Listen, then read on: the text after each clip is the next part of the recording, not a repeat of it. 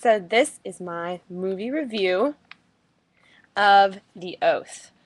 Overall, I really liked the documentary. It made me think a lot about my own views and my own opinions. And I think that's a sign that the film was really successful, especially since the documentary. My only complaint about the film was the pacing.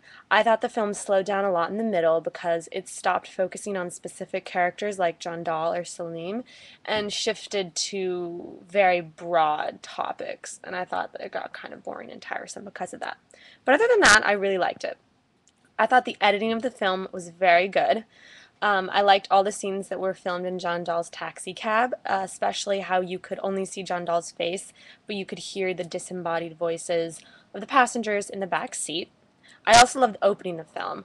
I thought it really caught your attention, especially when they used the actual footage of Salim Handal being interrogated, and then they sort of shifted to those beautiful shots of Guantanamo Bay that were beautiful, but at the same time they were really eerie and creepy. And that sort of contrast made the opening very successful.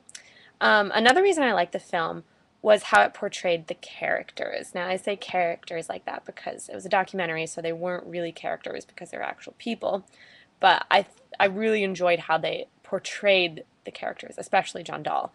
I think the film did a good job of showing how John Dahl was a very loving father who was consumed with guilt and just trying and struggling really hard to support his family. Yet at the same time, he's this fame whore who's really mean and violent and scary.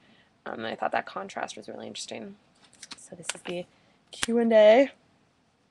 Laura Poitras, who directed and produced the film, really knew what she was talking about during the Q&A. She seemed very intelligent, both about her documentary and about the issues that her documentary brings up.